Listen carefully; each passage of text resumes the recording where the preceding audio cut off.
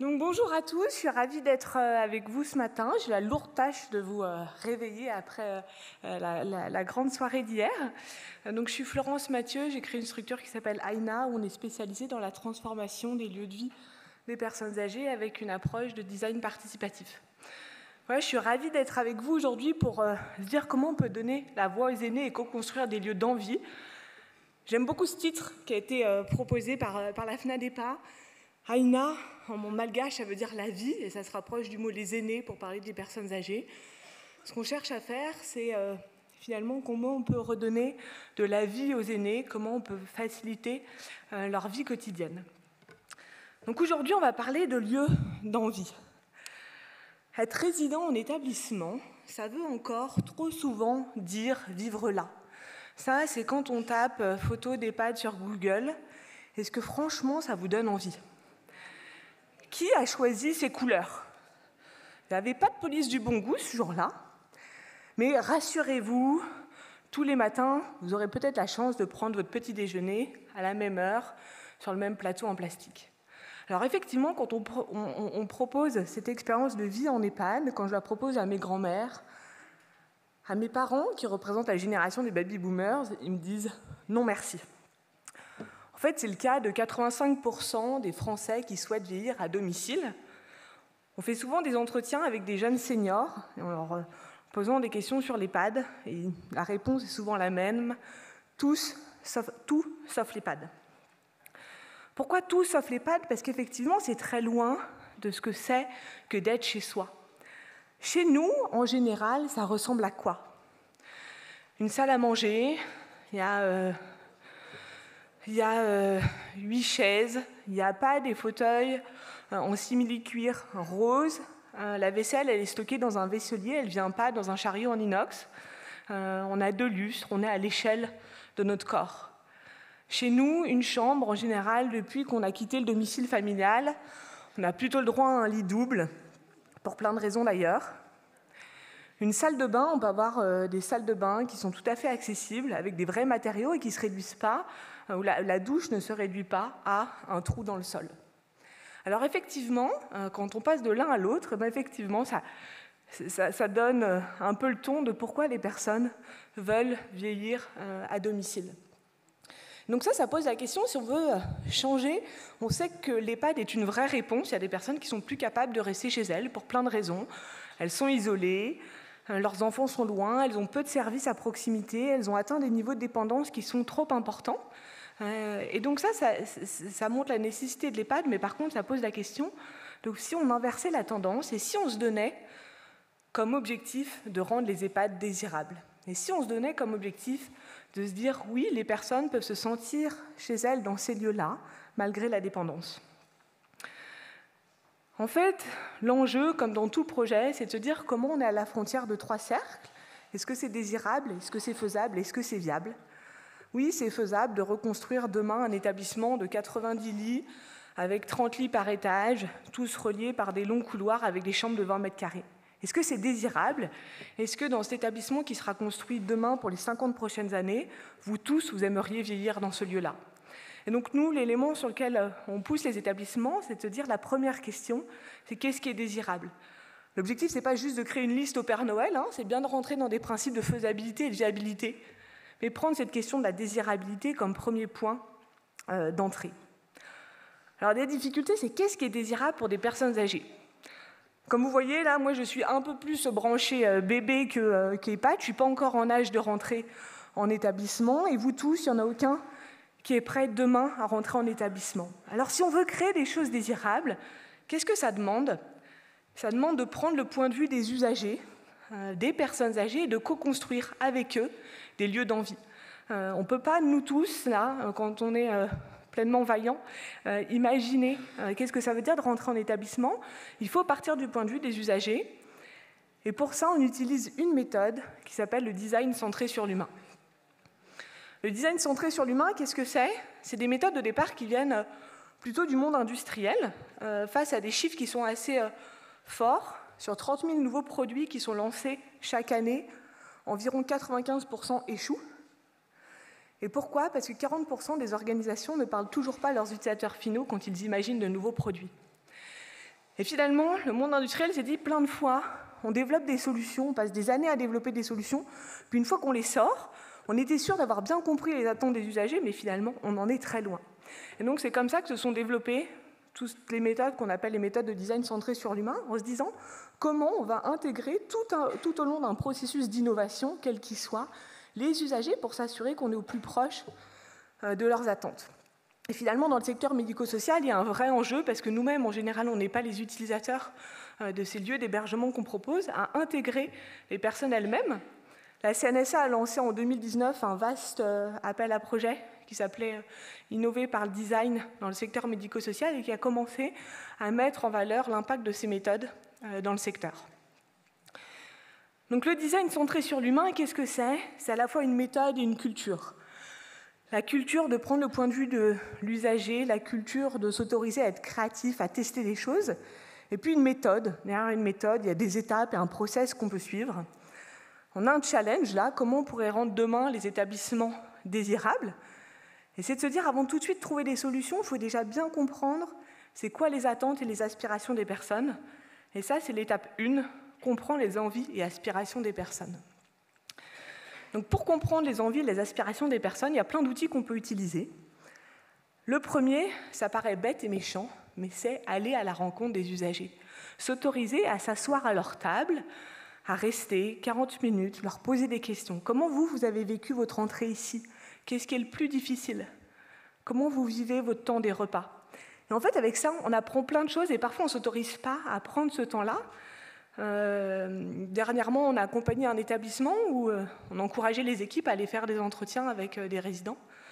Et un des médecins, qui était depuis 15 ans dans l'établissement, qui avait pourtant une vraie approche humaine de son accompagnement, nous dit, une fois qu'il a fait l'exercice, « J'avais l'impression de connaître les résidents, mais je me suis aperçu en les interrogeant qu'il y avait plein de choses que je ne savais pas et qui vont bien au-delà des constantes, mais qui sont tellement importantes pour accompagner les personnes. » Donc ça, c'est la première étape. Si on veut comprendre les besoins et aspirations des personnes, il faut prendre le temps de les écouter. L'autre élément, et un autre outil pour comprendre les besoins et aspirations, notamment les besoins latents qui ne sont pas toujours exprimés, c'est prendre le temps d'observer.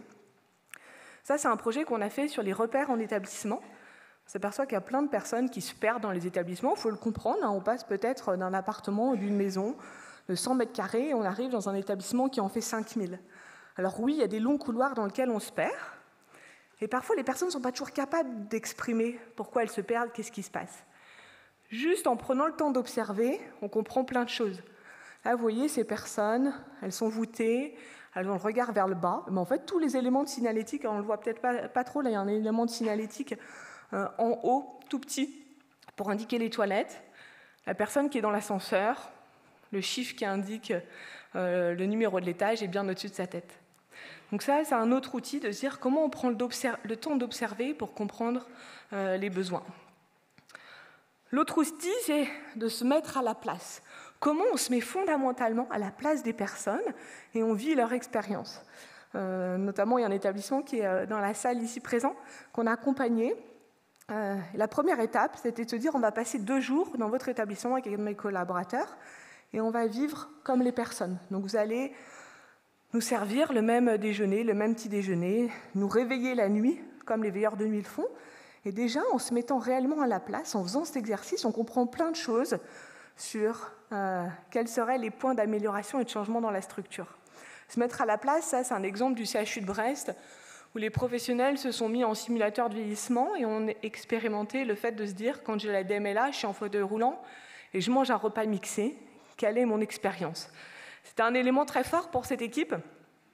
La cadre supérieure de santé du CHU de Brest, Béatrice Soriel, explique souvent en disant on a fait ça, les autres résidents, les résidents ou les habitants du lieu qui étaient là nous ont vus, puis ils sont venus me voir à la fin, ils ont dit « Alors, vous avez vu, Madame Soriel, c'était bien dégueulasse. Hein » Alors elle dit oui, c'était pas très très bon, effectivement. Et puis la résidente lui répond mais vous savez, ce soir, vous allez manger chez vous. Moi, j'ai mangé ça jusqu'à la fin de ma vie. Et là, elle dit en fait, cette expérience, moi, ça m'a fait un électrochoc en disant oui, on a un enjeu clé de faire bouger les choses et de rendre les éléments désirables. Donc ça, c'est une autre façon de se mettre en empathie et de comprendre les besoins des usagers. D'autres outils qu'on peut utiliser, c'est questionner les critères de désirabilité. On a développé notamment un jeu de cartes, l'atelier critères qu'on utilise avec beaucoup de jeunes seniors, en disant si demain vous deviez aller en établissement, quels seraient les critères pour rendre cette transition moins douloureuse? En termes d'environnement paysager social, en termes de chez-soi, en termes de vie quotidienne, en termes d'accompagnement et de services. Et ça fait ressortir plein de critères. Ça fait ressortir aussi des grandes différences territoriales. Quand on a travaillé avec un établissement à Saint-Ouen, où il y avait pas mal de personnes qui sortaient de la rue, et en fait, les critères clés, ce n'était pas d'avoir une salle de bain dans leur chambre, mais c'est d'avoir la possibilité de sortir et de venir et de rentrer à l'heure qu'ils veulent. Quand on accompagne des établissements au fin fond de la Lozère, la question et le critère désirabilité, c'est avoir un petit bout de jardin. Voilà, on a des verbatims qui ressortent parfois. Avoir un T2, c'est un minimum pour ne pas se sentir à l'hôtel ou à l'hôpital. Depuis 3 ans, c'est peut-être entre 30 et 50 établissements qu'on a accompagnés, plus de 300 entretiens qui ont été faits avec des personnes âgées en établissement, des jeunes seniors qu'on a menés directement ou avec des professionnels. Et ce qu'on s'aperçoit, c'est qu'il y a des critères qui reviennent souvent pour rendre les EHPAD et les établissements désirables. Ce n'est pas du tout une liste exhaustive, mais je vous en partage quelques-uns. L'importance de se sentir utile. Ça me plairait de faire plus souvent la cuisine. Quitter l'image hospitalière. Il y a trop de similitudes entre l'EHPAD et l'hôpital. Ce n'est pas parce qu'on est vieux et dépendant qu'on n'est pas sensible au monde qui nous entoure. Avoir du choix. Avec une baguette magique, je voudrais que tous les repas soient adaptés à mon goût. Avoir de réels temps d'échange. Les professionnels me parlent bien, car je ne suis pas complètement débile, mais je les entends parfois parler aux autres. Pouvoir recevoir. Un petit studio, ça me plairait, je passe beaucoup de temps dans ma chambre, car tout m'énerve. Respecter le rythme. On mange à 18h15 et après on doit dormir. Franchement, vous aimeriez ça, vous? Alors ça, c'est des paroles directement issues d'entretiens qu'on a eus, et ça pose les questions de finalement, ça peut être quoi les besoins et les attentes des usagers. Alors vous allez me dire, c'est bien sympa de faire cette liste de ce qui est désirable, mais c'est impossible de transformer les choses comme ça. Ok, c'est peut-être compliqué, il y a des questions de turnover, de temps disponible, etc. Mais moi, je vous propose d'inverser la question. Est-ce que cela est essentiel pour les personnes? Si c'est essentiel pour les personnes, autorisons-nous à reformuler les questions. Ça, c'est l'étape 2 des méthodes de design, c'est redéfinir le problème. C'est pas est-ce que c'est important, mais comment pourrions-nous faire pour? Comment pourrions-nous faire pour plus respecter le rythme des personnes? Comment pourrions-nous faire pour quitter l'image hospitalière? Comment pourrions-nous faire pour offrir du choix? Et c'est tout bête, ce petit changement de c'est impossible à un changement de questionnement, mais ça ouvre plein de possibilités. Et puis ensuite, dans la méthode, une fois qu'on a reformulé le problème, on peut passer cette fois dans la phase solution. Il faut nous autoriser à imaginer des fonctionnements différents, à les tester, à faire réagir les habitants et à itérer. Ça, c'est la phase suivante. L'idée, c'est de se dire de nouveau, maintenant qu'on a reformulé le problème, comment on va pouvoir expérimenter, tester, avoir une approche où on ne passe pas des mois à imaginer un nouveau projet, mais avoir des approches qui sont très pragmatiques, où on va tester, expérimenter, modéliser, prototyper, faire réagir les habitants pour être toujours au plus proche des attentes des usagers. Tout ça, ça demande de changer un petit peu de code et de paradigme. Einstein disait ça, si nous ne changeons pas notre façon de penser, nous ne serons pas capables de résoudre les problèmes que nous créons avec nos modes actuels de pensée. Donc c'est s'autoriser à se dire, on va quitter le modèle et on va faire différemment. Alors je vais vous partager 3 exemples à 3 échelles différentes de comment ça peut s'appliquer. La première, une des problématiques, comment faire pour créer des lieux de vie chaleureux comme à la maison où le soin est dissimulé. Alors de nouveau, on a souvent nos vieux réflexes de dire, en plus, peut-être qu'en tant que Français, on est assez bon là-dessus, c'est pas possible. C'est pas possible de faire des lieux qui soient vraiment chouettes parce que ça coûte trop cher. Ça coûte trop cher, mais je vous rassure, mettre un lino bleu, un lino vert au sol, ça coûte le même prix qu'avoir un lino effet parquet. Mettre un fauteuil violet en simili-cuir, c'est en général plus cher que d'acheter un fauteuil chez Ikea qui aura la même hauteur de dossier et les mêmes accoudoirs. Alors oui, effectivement, vous allez peut-être me dire, il y a peut-être plus de risques qui s'abîment. C'est vrai, mais aussi ce qu'on s'aperçoit, c'est que les personnes, quand il y a des choses belles, elles y font plus attention. Avoir une table Marguerite avec plein de hauteurs variables, ça coûte le même prix que d'avoir 5 tables à la bonne hauteur. Et franchement, quand vous assemblez les 3 éléments, à quoi ressemblent les lieux? L'autre question, vous allez peut-être me dire, oui, mais c'est bien sympa tout ça, mais il y a des normes quand même dans les établissements. Il y a des normes, et ce qu'on s'aperçoit, c'est qu'il y a beaucoup de normes qui sont dans la tête. Et quand on regarde le détail de ce qui est possible, il y a plein de possibilités pour rendre des lieux chaleureux comme à la maison. Si vous ne le connaissez pas, il y a un super guide qui a été produit par l'ANESM, un guide des normes incendie dans les établissements de type J, qui montre tout le champ des possibles de ce qu'on peut faire en établissement.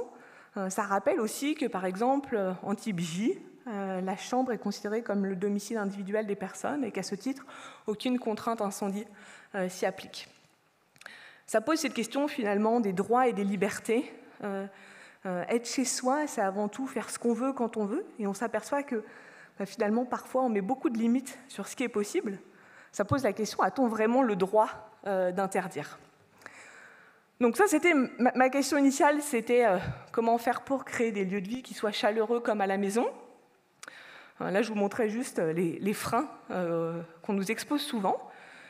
Mais une fois qu'on a passé ces barrières, on accompagne des équipes qui se disent oui, en fait, c'est essentiel d'aller créer des lieux de vie chaleureux et qui vont commencer à maqueter, à partir des besoins des usagers et à s'autoriser à penser des lieux de vie différents.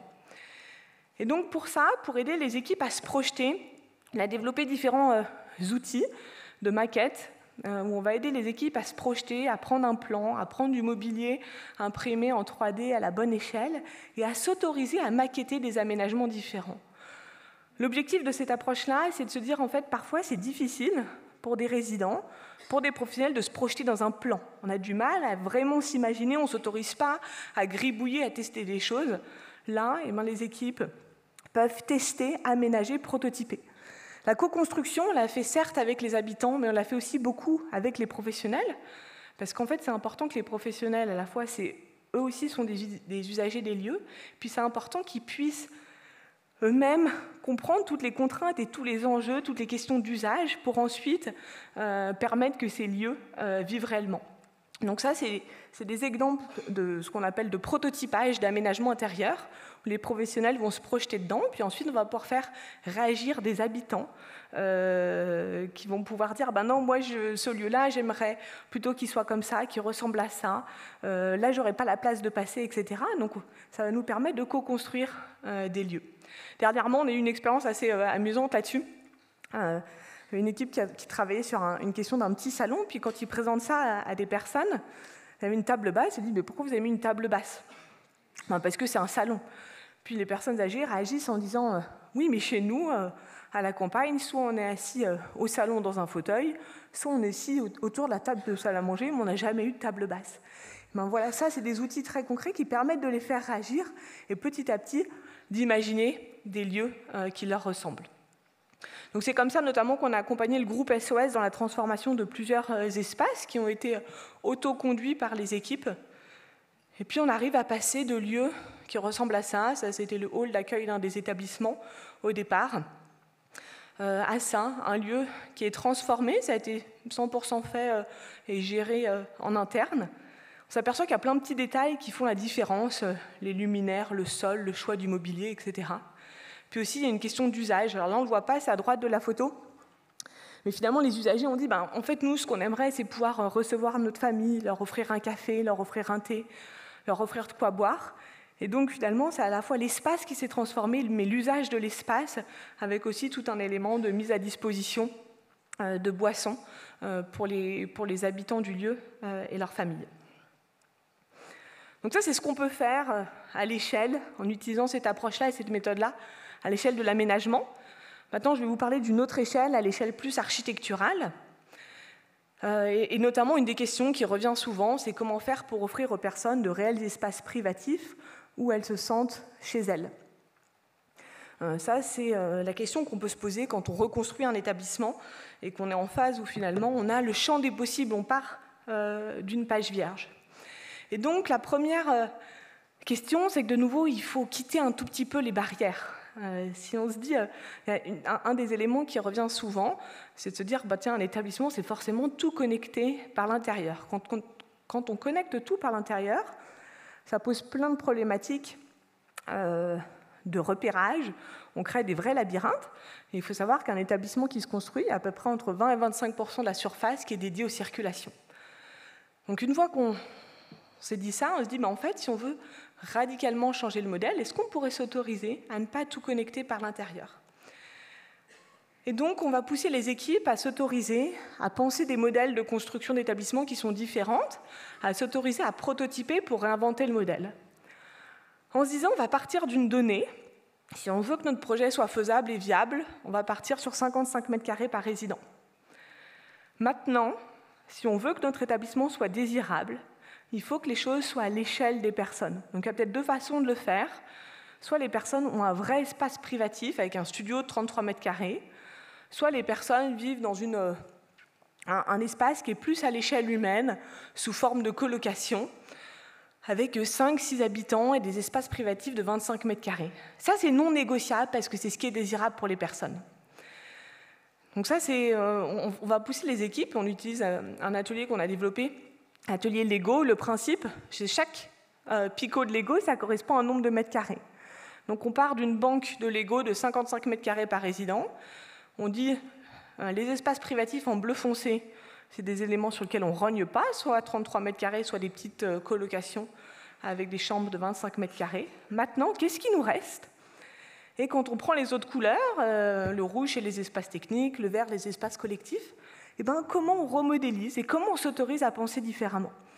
Et donc les équipes vont construire des modèles qui sont radicalement différents.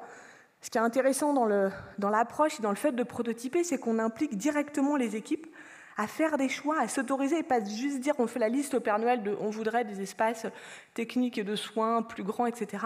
Mais de se dire tiens, il y a des arbitrages à faire et comment on arrive à imaginer des modèles différents. De nouveau, ça fonctionne et assez rapidement, les équipes comprennent qu'il faut s'autoriser à ne pas créer des longues circulations qui nous prennent tous nos nombres de mètres carrés. De nouveau, le prototypage, cette façon d'expérimenter, ça nous permet de nous autoriser à quitter des modèles classiques et puis de nouveau à faire réagir à la fois les professionnels et les habitants dessus, en disant on a créé quelque chose, le Lego c'est facile, si ça ne marche pas, on déconstruit, on refait. Et bien là, on peut présenter ça aux habitants, les faire réagir et petit à petit itérer pour créer des choses qui sont plus proches des aspirations des personnes.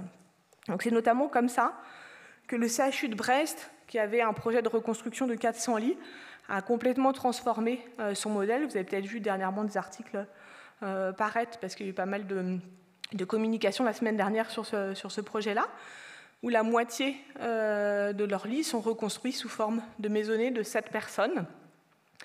Les maisonnées sont assemblées par deux avec des espaces de soins et des espaces techniques et forment un quartier complet d'habitation où on passe par l'extérieur. Donc ça, finalement, c'est en passant aussi par ce processus que les équipes se sont autorisées à complètement réinventer le modèle. Ça, c'est à l'échelle architecturale. Je vous ai parlé d'aménagement, je vous ai parlé d'architecture.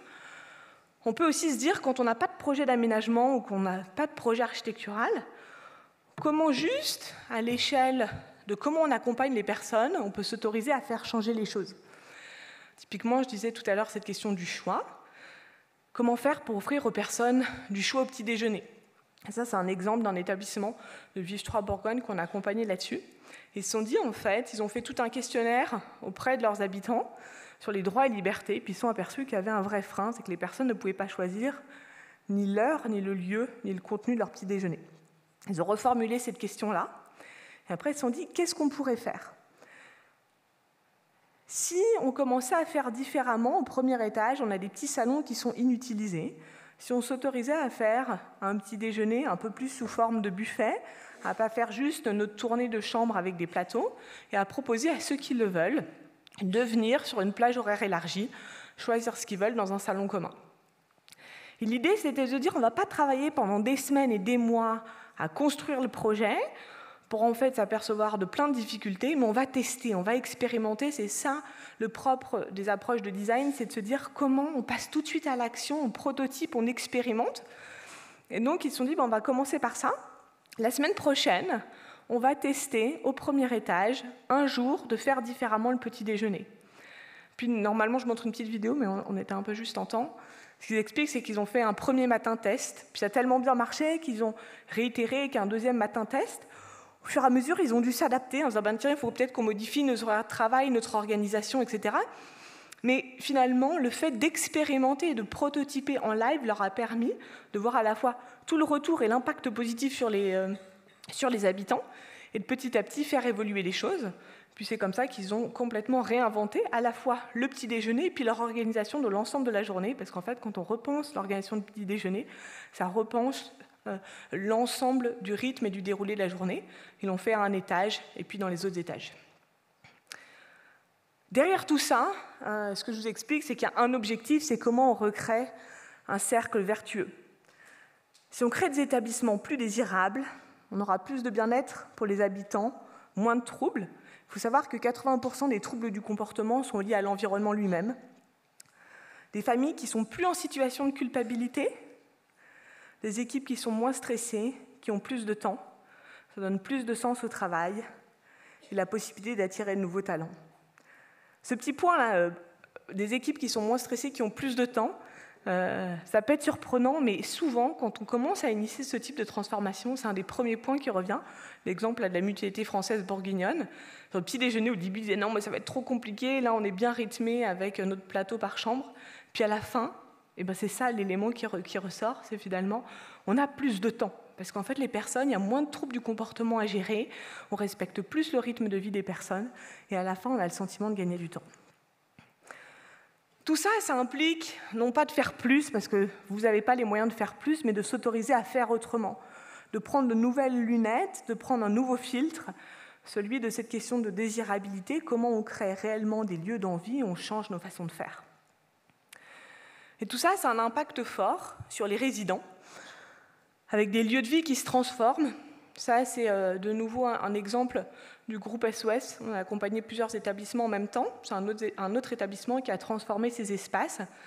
Et puis, une fois qu'ils ont fini la transformation des lieux, ils sont allés interroger des habitants pour voir quel impact ça créait. Au début, les résidents nous ont dit « Oh là là, mais c'est incroyable, est-ce que c'est vraiment pour nous, ça ?» Une dame, hier, m'a dit « Grâce à cet espace, je suis chez moi, je revis, ça me redonne le goût à la vie. » C'était très fort. Donc se dire comment, en transformant les espaces, on arrive à vraiment transformer l'expérience de vie des habitants et faire réellement des lieux d'envie. C'est un impact aussi fort sur les équipes. Le fait de mettre en place des méthodes de co-construction où on va à la fois intégrer les personnes âgées elles-mêmes, mais on va aussi intégrer, et la co-construction, elle se fait vraiment avec les équipes, de se dire on va les faire participer avec plein d'outils différents à la construction d'un projet architectural ou d'aménagement ou de transformation. C'est un impact fort. Vous voyez peut-être parfois des projets qui sortent de terre et puis 10 millions d'euros plus loin, les équipes disent mais en fait, mais qui a pensé ce lieu-là? Pourquoi on ne nous avait pas consultés? Et le fait d'impliquer les équipes, c'est un impact très fort. Je vous partage quelques retours des derniers accompagnements qu'on a pu faire. On n'est jamais autant impliqué dans les projets architecturaux, et là, c'est exceptionnel. C'est pour cette raison que je fais ce métier de direction, et cela me redonne foi. Une directrice qui nous disait ça, en fait, de se dire on remet l'usager au centre. Ça paraît évident, mais parfois on est détourné de cet objectif dans notre quotidien. En fait, on s'aperçoit que l'on se met plein de barrières et de contraintes, mais qui n'existent que dans notre tête. Ça, c'est face à la question de la créativité. Parfois, il y a plein de barrières qui existent, mais est-ce qu'elles sont réellement réelles, ces barrières? Ça pose cette question-là.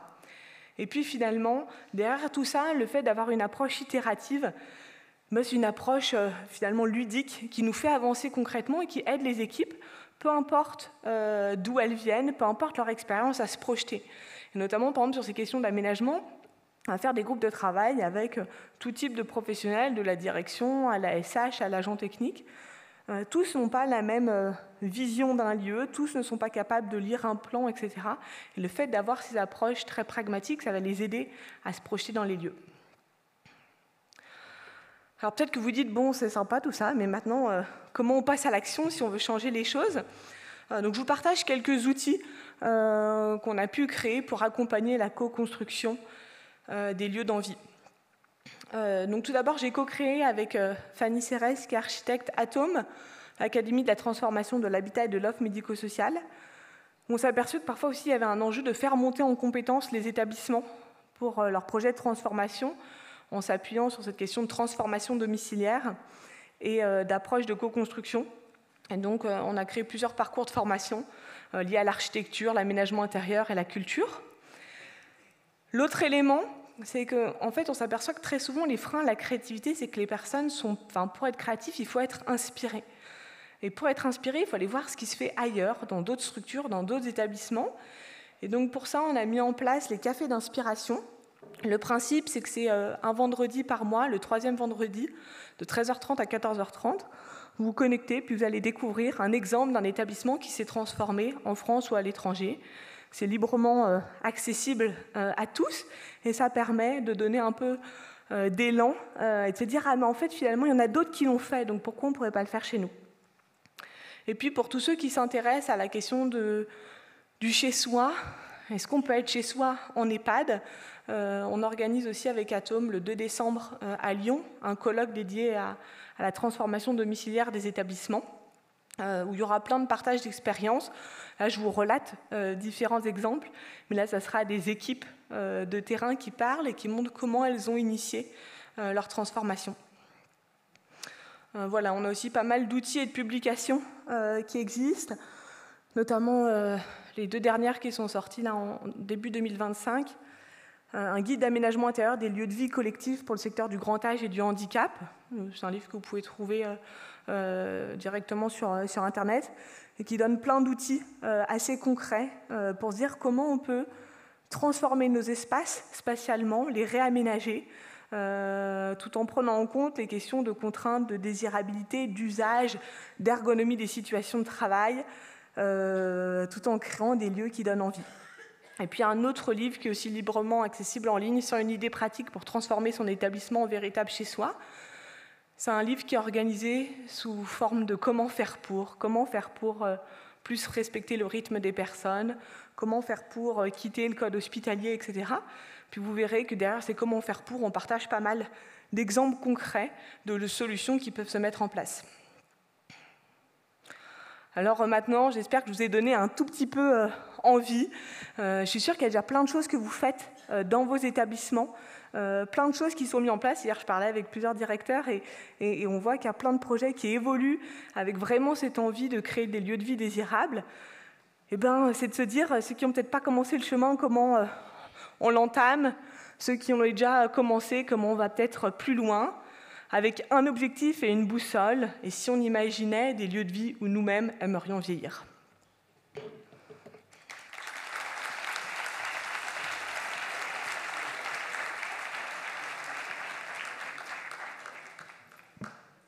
Alors, Florence, je vous remercie. Je vous invite à venir vous asseoir à côté de moi pour quelques questions. Il va y avoir, comme d'habitude, je pense, des dessins qui vont bientôt arriver. Je fais confiance aux dessinateurs. Est-ce qu'il y a des questions, des observations de la salle et peut-être des précisions à demander à Florence ?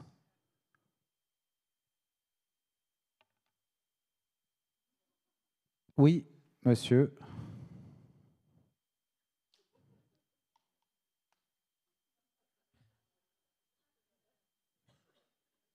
Bonjour, c'est madame. Ah pardon madame, je ne vous vois pas. Excusez-moi, je suis très loin et ma vue baisse. Donc désolé. Désolé. Il n'y a pas de souci. Désolé. D'ailleurs, la voix est encore là. Bonjour. Moi, je n'ai pas de questions. Je voudrais réagir. Juste, j'ai énormément apprécié la dernière phrase, une des dernières phrases que vous avez dites en disant quand même, j'imagine qu'il y a quand même des choses qui se passent chez vous. Merci. Parce que franchement, j'ai eu peur, moi. Tout le long, je bouillais sur mon fauteuil, quoi. Je me dis, c'est pas possible. Enfin, alors on va parler de l'image des EHPAD, de nos aînés. Il y a quand même du boulot à faire, quoi, parce que tous nos établissements ne ressemblent pas à ce que vous avez montré, quoi. Enfin, en tout cas, on a aussi, enfin, du moins j'espère, enfin, j'ai des collègues aussi, on a quand même travaillé un petit peu aussi de notre côté, et on a aussi des établissements qui ressemblent à des lieux de vie. Donc voilà, c'était juste une remarque pour dire qu'on n'est pas tous que des lieux de soins et qu'on travaille aussi avec les résidents et voilà, ça existe aussi ailleurs. Voilà. Merci. Très bien, ça vaut effectivement le coup de le préciser. Est-ce qu'il y a d'autres questions, d'autres observations? Oui, monsieur. Cette fois-ci, c'est bien monsieur, hein, je ne me trompe pas. Là. Oui, c'est moi. Non, je plaisante. Bonjour, Alexandre Delmas, un peu Loire-Atlantique, un peu Montpellier. Je complète les propos de notre collègue. C'est très bien. Pour la démarche, on est pleinement d'accord. Mais prévoir que des structures de 90, 100 ou autres places dans un périmètre géographique limité, des mètres carrés disponibles limités qu'avec des studios de 70 mètres carrés, c'est mignon. Mais il y a aussi c'est très bien, hein, mais il y a aussi une réalité que vous n'arrêtez pas dans votre explication, c'est l'impact. Je suis désolé, c'est un gros mot, mais enfin, il faut y penser. Budgétaire, financier et autres. Donc, il existe, c'est pas qu'on ne veut pas, hein, on pourrait faire des studios de 70 mètres carrés à la TOC, mais il y a la réalité du terrain, la réalité géographique, la réalité économique, la réalité financière et autres. Donc, et comme je dis, si ce n'est pas forcément le lieu d'habitation, c'est les lieux collectifs. On arrive à faire, je pense, des trucs très sympas, mais il faut être réaliste, il y a des limites. Mais ce n'est pas pour casser les rêves, hein. On a commencé par ça hier. Je ne fais pas le bougon du vendredi matin, je vous rassure. Juste peut-être pour Florence, ouais, je vous laisse. Juste pour agir, on est bien d'accord. Hein, je vous ai montré au départ 3 cercles. Est-ce que c'est désirable? Est-ce que c'est faisable? Est-ce que c'est viable? L'objectif, c'est pas de faire des rêves qui soient irréalistes, mais bien de rentrer dans des principes de faisabilité et de viabilité. Ce que je vous ai montré, par exemple, sur cette question de l'atelier Lego, c'est bien un point de départ. C'est-à-dire que typiquement, l'exemple du CHU de Brest, c'est une réalité. Ils sont partis du fait de partir de petits espaces en colocation et ils restent dans des principes de mètres carrés constants. Voilà, donc qu'on soit bien clair, l'objectif, c'est pas juste de dire on fait des lieux qui sont plus grands avec plus de mètres carrés et plus de moyens, c'est de se dire comment on réinvente le modèle. Et puis peut-être pour agir au premier point, alors je le partage tout à fait, qu'il y a plein de choses qui se font. Quand je parlais des cafés d'inspiration, c'est montrer aussi qu'il y a plein de structures qui se transforment, qui existent. Alors effectivement, j'ai pris peut-être le point de départ de ceux qui sont un peu plus loin là-dessus. Mais je pense qu'en fait, moi je dis souvent, il y a une espèce de curseur entre l'hôpital et le domicile. Puis ce curseur, comment on le fait évoluer? Il y en a qui partent de très loin, puis comment on le bouge un peu, puis il y en a qui sont déjà très avancés, et comment on le bouge un peu plus loin. Très bien. Très bien. Moi j'avais une... Ah, il y a une autre réaction. 2 même. D'accord, donc il n'en a pas. Donc il y en a au moins une. Il y a quelqu'un qui fait la police, là, au centre de la salle. Oui, merci. Moi, j'ai trouvé ça vraiment très, très intéressant. Intéressant aussi parce que, justement, en vous écoutant, on pense à l'établissement dans lequel on travaille et on se dit « Ah, tiens, oui, bah là, c'est un exemple de la démarche où, tiens, bah, finalement, on avait quand même pensé à ça. » Bon, il y a une dimension, et je crois que vous venez de l'évoquer, mes collègues, là, c'est la différence entre individuel et collectif. Et ça, j'avoue que même au bout de 19 ans, moi, je ne l'ai pas résolu. Quand on demande aux résidents de parler de ce dont ils ont envie, quand on demande aussi aux salariés, en fait, je trouve que la plus grande difficulté, ce n'est pas tant domicile, hôpital, c'est vraiment individuel et collectif. Et là, par exemple, les exemples qu'on a pu voir dans les salons, etc., là, ce sont bien des espaces collectifs, et c'est ce qu'on n'avait pas chez soi. On ne partageait pas avec autant de gens. Comment on travaille là-dessus? Ouais, merci pour cette question. C'est un point qui est hyper important, effectivement, la question de la collectivité, notamment quand je dirais, quand on réaménage des salons, par exemple, se poser la question, mais qu'est-ce qui est beau? Qu'est-ce qui a du sens? Alors souvent, parfois, on va dire, tiens, on va demander à plein de résidents, puis à la fin, en fait, chacun a des goûts différents, puis on se retrouve avec un espèce d'élément qui ressemble plutôt à du patchwork. Et c'est de se dire, effectivement, le collectif, à la fois, c'est une notion de compromis.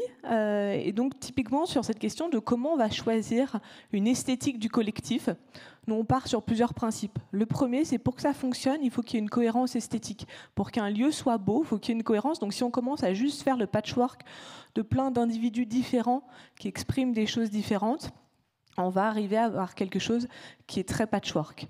Mais par contre, comment on prend et qu'on continue de prendre en compte la vie des habitants? Et donc pour ça, typiquement sur ces questions d'ambiance, on va faire des ateliers avec les habitants pour les faire réagir à des ambiances. Et soit on a des choses qui se dégagent en disant, tiens, finalement, l'ambiance qui se dégage dans l'ensemble des éléments qui ressortent, c'est une ambiance qui est peut-être plutôt rustique parce que ça a du sens par rapport au territoire où on est, etc. Et donc comment on va créer des lieux qui ont du sens par rapport aux personnes qui en accompagnent. Et puis parfois, on va avoir des lieux où en fait, on a des personnes qui ont des avis très très différents. Et c'est de se dire comment dans un même établissement, on va pouvoir créer des lieux différents. Certains lieux qui ont des ambiances différentes, certains lieux qui sont peut-être plus grands, d'autres qui sont plus petits, pour créer de la diversité et répondre à des attentes différentes. Et ça, c'est l'élément sur lequel moi je crois beaucoup, c'est de se dire comment dans un même établissement, on crée aussi une diversité de lieux où la personne va pouvoir parfois se retrouver plus en individuel, parfois plus en collectif. Voilà, alors je ne sais pas si je réponds 100% à votre question. C'est sûr que c'est toujours un enjeu, cette question de collectivité. Mais voilà notamment les éléments qu'on utilise sur la question de l'ambiance des espaces collectifs. Très bien. Encore une question. Alors, il y a une question toute... Voilà. Et ça sera peut-être la dernière parce que le temps file. Bertrand Cognac, les Amitiés d'Armor-Brest. Donc, c'est vrai qu'on observe notamment de manière très proche ce que fait le CHU. Alors, quelque chose qui vient dans les questions qui a été soulevées par Karine, qui vient d'intervenir juste avant moi, quelque chose qui est complémentaire. Une des questions que je me pose aussi, c'est que la réalité, c'est que les EHPAD sont des lieux qui sont habités par des personnes qui restent 2 à 3 ans en moyenne. Donc, comment on fait quand on personnalise, c'est-à-dire quand on rend beau, comme vous le dites, est-ce que, contrairement à nos lieux qui sont assez standardisés, donc le standard a aussi l'avantage que, entre guillemets, il est plus facile pour tout le monde. Et donc, comment on fait? Est-ce que vous avez un peu de recul sur des lieux comme des expériences comme ça où des lieux sont très personnalisés? Et quand les résidents changent, parce que moi, si je rentre dans un lieu qui ne correspond pas du tout à mes goûts, qui est très beau, mais d'ailleurs vous avez dit qu'on en fait des lieux beaux, mais la beauté, c'est quelque chose de l'esthétique très subjectif, donc, et en plus qui évolue dans le temps. Donc, alors que je vais être provocateur, mais les EHPAD d'avant, c'est très standard et intemporel. Hein. C'est pas tout à fait vrai ce que je dis, mais parce qu'il y a aussi des modes. Mais il y a 15 ou 20 ans, on ne faisait pas de couleurs. Aujourd'hui, on en fait, mais dans 5 ans, ces couleurs-là seront jugées comme pas belles, quoi. Hein, voilà. Donc, vous voyez ce que je veux dire? En fait, le questionnement derrière, c'est comment on fait par rapport à la réalité qui fait que les personnes qu'on accueille vont rester peu de temps, vont vivre peu de temps là. Comment on fait pour que ceux qui vont venir après se sentent aussi chez elles? Oui, merci pour cette question. C'est un point qui est très important, qui est par exemple très différent du champ du handicap, où parfois les personnes vont rester très longtemps dans le même lieu. Il y a plusieurs éléments pour répondre à cette question. La première, c'est comment déjà dans les espaces privatifs, qui eux sont des espaces privés, on autorise la plus grande personnalisation possible, parce qu'effectivement dans ces lieux-là, on peut se l'approprier. Ça passe par plein de choses. Est-ce que je peux amener mon mobilier? Est-ce que je peux changer la position du lit? Certains établissements s'autorisent à dire est-ce que je peux changer la couleur d'un mur, etc. Donc comment on permet aux personnes d'avoir déjà des réels espaces privatifs qu'elles peuvent s'approprier à leur image? Pour les espaces collectifs, c'est un peu la même réponse que ce que je disais à la question précédente, ça va être de se dire, déjà, est-ce qu'il y a quelque chose, un axe qui représente le territoire? On n'aménagera pas les mêmes lieux si on est au fin fond d'une zone rurale ou en plein Paris. Donc, il y a aussi entre guillemets, des codes qui peuvent être liés au territoire qui sont utilisés. Et puis, effectivement, la beauté, c'est subjectif. Par contre, il y a un livre qui est assez chouette, qui parle de la beauté et qui dit « La beauté, c'est une promesse du bonheur ». Est-ce que quand j'arrive dans ce lieu-là, je me dis « Oh là là, qu'est-ce que je serais bien ?» Et finalement, c'est de se dire comment on atteint d'une certaine façon cette question-là en travaillant l'harmonie. Il y a plein de principes d'aménagement intérieur qui nous mettent en avant les questions d'harmonie. On n'a pas 50 000 couleurs, 50 000 matériaux, etc. Et puis comment on crée des lieux où on n'est pas parti en fait effectivement de la vie individuelle de chaque personne qui dit moi j'aime le bleu, moi j'aime le rose, etc. Mais plutôt aussi d'un collectif, de qu'est-ce qui a du sens par rapport à notre territoire, aux typologies de personnes qu'on accompagne et comment on crée un lieu où quand on arrive, on se dit oh là là qu'est-ce qu'on serait bien ici.